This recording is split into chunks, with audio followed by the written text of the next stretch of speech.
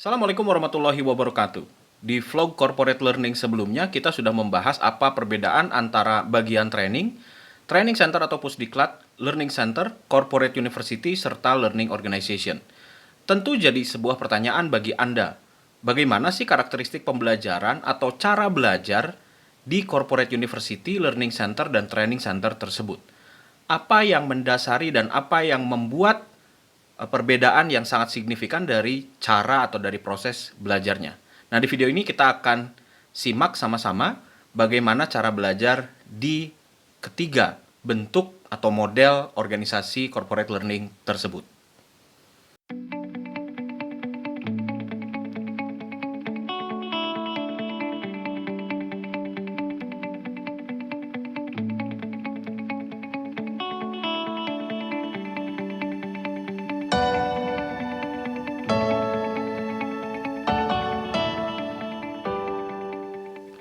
Sobat sekalian, saya akan sajikan sebuah tayangan pada Anda yang akan membantu memperjelas apa perbedaan proses belajar atau karakteristik pembelajaran di training center, learning center, ataupun corporate university.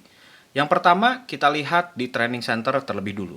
Training center ini namanya juga pusat pelatihan, ya. Prosesnya, proses belajarnya lebih banyak membekali seseorang, membekali SDM supaya dia mampu untuk bekerja. Jadi prosesnya pra-kerja diberikan pelatihan, sehingga diharapkan pada saat bekerja dia mampu melaksanakan pekerjaan dengan sejumlah kemampuan yang dia miliki dari pelatihan-pelatihan yang sudah diikutinya. Nah, sifatnya membekali, jadi tidak terlalu banyak fokus pada penerapan atau praktek di lapangan. Nah, yang kedua, di dalam training center ini banyak memfasilitasi pembelajaran dalam bentuk atau format pelatihan. Ya, namanya juga pusat pelatihan atau training center. Sehingga bentuk-bentuk pembelajaran yang difasilitasi itu banyak sekali secara umum berbentuk pelatihan. Jarang sekali ada bimbingan teknis ataupun coaching bahkan gitu ya. Dan paling kalau ada pun itu hanya berupa penugasan-penugasan. Training disertai dengan tugas. Yang ketiga, 70 hingga 80% masih bersifat trainer centric. Jadi pusat perhatian atau fokus dari program pembelajaran tersebut, dari program pelatihan itu adalah trainer. Delivery trainer harus bagus, materi dipegang oleh trainer, ditentukan oleh trainer. Kemudian juga trainer yang menentukan bagaimana suasana belajar untuk mencapai sasaran-sasaran pembelajaran yang diharapkan. Dan juga termasuk trainer yang nantinya memberikan cara untuk mengevaluasi atau punya wewenang untuk mengevaluasi dan menentukan seseorang ini layak atau tidak untuk lulus dari program pelatihan tersebut. Dan yang terakhir, metode belajar yang umumnya berkembang di dalam pusat pelatihan atau di training center ini secara umum metodenya adalah metode klasikal. Jadi walaupun metode belajarnya atau gaya belajarnya itu aktif, tapi hanya sebatas klasikal. Contohnya hanya berupa kegiatan-kegiatan role play, simulasi, latihan-latihan, ataupun studi kasus. Jarang sekali, bahkan mungkin tidak ada yang sifatnya praktikal atau terjun langsung ke lapangan. Itu di training center atau di pusat pelatihan. Nah, bagaimana dengan learning center? Learning center, kalau di training center tadi membekali, ya hanya fokusnya pada membekali kemampuan supaya dia bisa bekerja di kemudian hari. Sedangkan di learning center sudah mulai memberikan fokus pada penerapan. Jadi bukan hanya pembekalan, tetapi juga sekaligus penerapannya. Setelah peserta ini diberikan pembekalan dalam pelatihan, maka penerapannya nanti bagaimana? Ya, di situ mulai diberikan bentuk pembelajaran yang berbeda. Untuk pembekalan diberikan training, sedangkan untuk penerapan nantinya diberikan mentoring atau bimbingan. Dan yang berikutnya, di learning center ini sudah mulai memfasilitasi berbagai bentuk pembelajaran. Ya, jadi bukan hanya training, seperti tadi disebutkan, ada training, ada mentoring, dan ada juga coaching, ya. Sehingga peserta itu bukan hanya mampu di dalam kelas, tetapi dia juga mampu menerapkan, mempraktekkan di tempat kerja hingga perform dan mencapai prestasi tertentu. Dan yang ketiga, kalau tadi di training center sifatnya lebih ke trainer centric 70 hingga 80%, kalau di learning center itu sudah ke learner centric. Artinya, para peserta pembelajaran ini dilibatkan untuk sama-sama bertanggung jawab dalam proses belajar itu. Kesuksesan atau keberhasilan pencapaian sasaran pembelajaran dalam program pembelajaran itu juga ikut ditentukan oleh peran aktif dari para learners atau para pesertanya. Nah, dalam hal ini penting jadinya untuk mengetahui atau menganalisa karakteristik dari para learners ini. Seperti misalkan kecenderungan gaya belajarnya seperti apa, lalu kemudian bentuk pembelajaran yang ia butuhkan sebenarnya apa, metode yang lebih menjadi preferensi itu apa, yang lebih sesuai begitu. Lalu kemudian dari segi durasi juga, delivery-nya itu bagaimana, apakah harus dalam satu kesatuan durasi yang panjang ataukah diberikan selang-seling begitu ya, durasi pembelajaran pendek disertai dengan praktek begitu berselang-seling dan sebagainya. Jadi sangat bervariasi, sangat disesuaikan dengan karakteristik dari para pesertanya. Karena nantinya si peserta ini juga punya peranan yang cukup besar, tanggung jawabnya untuk ikut mensukseskan proses pembelajaran itu. Dan konteks mengajarnya bukan lagi delivering ya, bukan lagi menyampaikan materi, tetapi lebih kepada facilitating. Artinya peserta-peserta pembelajaran untuk berbagai macam bentuk begitu ya, baik itu untuk training, mentoring ataupun coaching, peserta itu diharapkan jauh lebih aktif, jauh bisa lebih berpartisipasi. Sehingga yang dilakukan adalah bentuknya fasilitatif ya daripada mendeliver gitu. Dan yang terakhir, metode belajarnya juga bukan hanya sebatas classical ya, bukan hanya sekedar role play, simulasi atau hanya sebatas latihan dan studi kasus, tetapi ada juga metode-metode belajar yang sifatnya mendukung praktikal, seperti misalkan datang ke tempat praktek langsung, datang ke lokasi kerja, datang ke bengkel-bengkel, datang ke pasar, atau menghadirkan orang-orang yang praktisi yang berpengalaman, menghadirkan kisah-kisah sukses, tokoh-tokoh yang berhasil, dan sebagainya. Itu semua di-blend di dalam pembelajaran di Learning Center. Nah, yang terakhir, bagaimana dengan karakteristik dari corporate university? Pada dasarnya, corporate university ini tidak jauh beda dengan Learning Center. Hanya saja, yang pertama, dia membekali, kemudian juga menerapkan prinsipnya, dan bukan hanya itu, ada juga tanggung jawab untuk membagikan kemampuan. Ya, artinya, orang yang sudah mampu, sudah berhasil di tempat kerja, dia juga punya kewajiban untuk bisa sharing. Nah, oleh karena itu di corporate university kan kita sudah sama-sama paham, sudah sama-sama mengenal, manajer itu harus bisa menjadi pembimbing. Manajer itu, atasan itu harus bisa menjadi pengajar, pelatih, pembimbing, ya.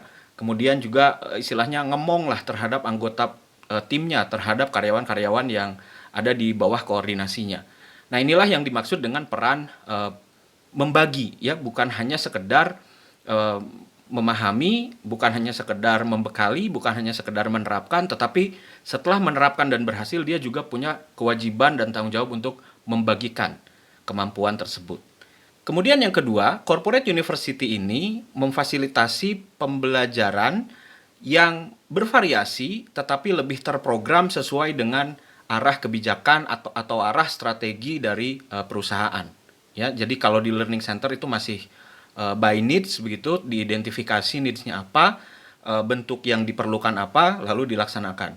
Nah, sedangkan yang di corporate university ini benar-benar diselaraskan dengan strategi perusahaan, dengan strategic objektifnya, dengan core kompetensisnya perusahaan. Program-programnya disesuaikan dengan kedua hal itu. Kemudian yang ketiga, di corporate university ini, metode pembelajarannya bukan hanya bicara soal classical dan practical, tetapi dia lebih ke basisnya adalah output dari pekerjaan peserta, performance akhir atau performance nyata dari peserta, serta end result atau hasil-hasil akhir yang harus dihasilkan atau ditunjukkan oleh para peserta. Misalkan kalau peserta pembelajaran tersebut adalah tenaga penjual, ya, maka keberhasilan dia dalam mencapai target penjualan itu adalah bagian dari pembelajaran. Keberhasilan dia dalam memecahkan masalah-masalah penjualan itu juga menjadi bagian dari proses pembelajaran. Keberhasilan dia dalam menciptakan inovasi dalam proses menjual itu juga merupakan bagian dari pembelajaran. Sehingga metode yang diterapkannya dalam pembelajaran ini adalah metode yang sifatnya komprehensif, ya, bukan bicara soal klasikal atau juga praktikal saja, ya. Di sana benar-benar komprehensif. kita kenal dengan metode yang disebut dengan project based learning, di mana para peserta diberikan satu project, misalkan project untuk mencapai target penjualan tertentu. Lalu kemudian peserta itu nanti dibekali knowledge, dibekali best practice-nya seperti apa, dan setelah itu peserta melaksanakan project-nya untuk mencapai target yang diharapkan tadi. Atau juga ada problem based learning, pembelajaran berbasis masalah, di mana sasarannya adalah peserta berhasil memecahkan permasalahan yang ada di organisasi, ya. Dan atau misalkan kita sebutlah action learning, ya, di mana peserta itu berhasil untuk membuat action plan dan menerapkan, melaksanakan rencana-rencana aksinya serta mengukur hasilnya, pencapaiannya seperti apa. Nah, itu semua menjadi bagian dari keberhasilan atau menjadi bagian dari proses pembelajaran di dalam corporate university. Jadi metodenya sudah sangat kompleks, sudah sangat komprehensif sekali. Bukan lagi hanya bicara soal metode klasikal, role play, studi kasus dan sebagainya, atau praktikal begitu ya, datang kunjungan ke tempat kerja atau mendatangkan praktisi-praktisi yang berhasil dan sebagainya. Bukan hanya sebatas itu. Berdasarkan dari karakteristik pembelajaran di corporate university dan juga proses belajarnya, maka kita dapat tarik kesimpulan. Seharusnya para peserta yang menjadi peserta pembelajaran di organisasi ataupun para pengajarnya, baik itu para manajer ataupun pengajar-pengajar yang secara profesional diundang ke dalam organisasi itu, harus memiliki satu awareness tentang learning process ini. Kita harus tahu karyawan kita ini sudah sadar belum bahwa learning centernya atau tempat belajarnya itu bentuknya adalah corporate university. Ketika kita akan mengundang trainer profesional, kita kasih awareness dulu kepada mereka. Ini adalah corporate university dengan cara belajar yang seperti ini, cara mengajar yang seperti begini, ya. Kita juga harus memberikan sosialisasi itu kepada para pengajar ataupun kepada para peserta belajar. Kenapa? Jangan-jangan kalau kita tidak berikan pemahaman atau sosialisasi, mereka ini baik pengajar maupun peserta belajar itu tidak paham. Sehingga walaupun bentuknya sudah corporate university, tapi bentuk belajarnya masih seperti di training center. Ya, bisa dipahami nih ya. Ini sering banget banyak terjadi seperti ini. Jadi bentuknya, wujudnya sudah sudah corporate university, tetapi kegiatan pembelajaran, belajar mengajar di dalamnya itu masih seperti training center, masih klasikal. Tidak ada, ya jangankan metode yang kompleks atau komprehensif, bahkan metode-metode praktikal saja tidak ada. Ya, jadi buat apa kalau seperti itu?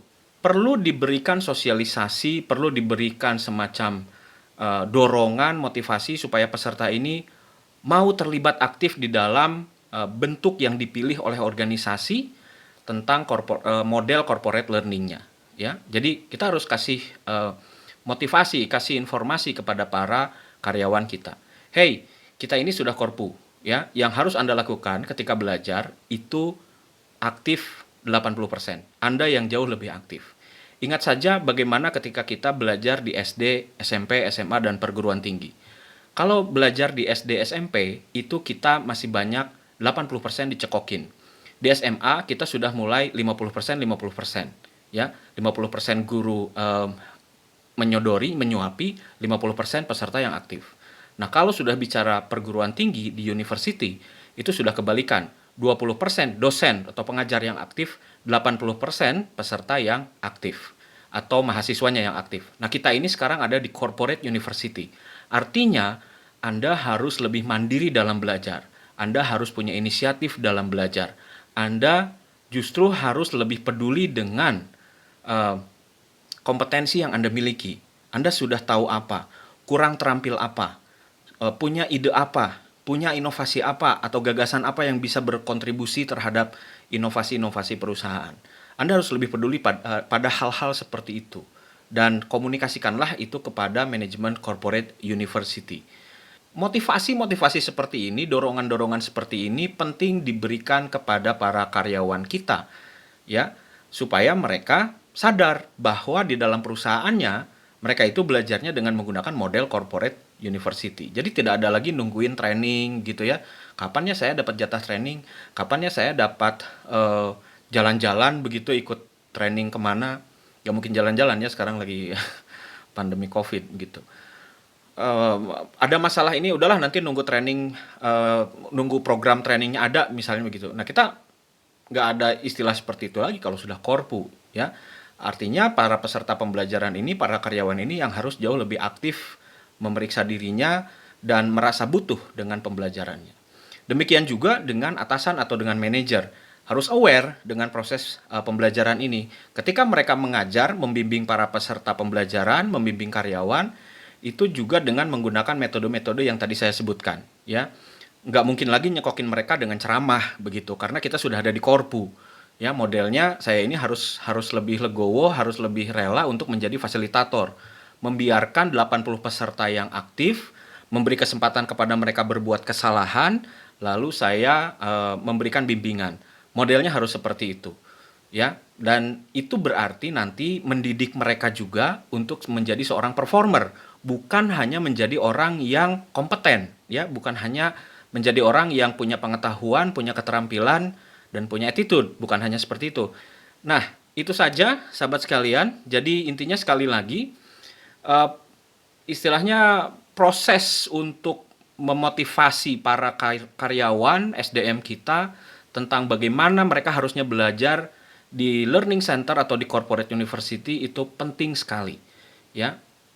Jangan-jangan mereka mindsetnya belajar itu ya masih seperti di diklat-diklat zaman dulu begitu ya, datang ke dalam kelas, nunggu dipanggil tugas begitu, kemudian datang ke kelas, mengikuti pembelajaran, duduk manis, kalau ada yang nggak ngerti bertanya, dan setelah itu yang penting ujiannya selesai dan dengan hasil yang baik.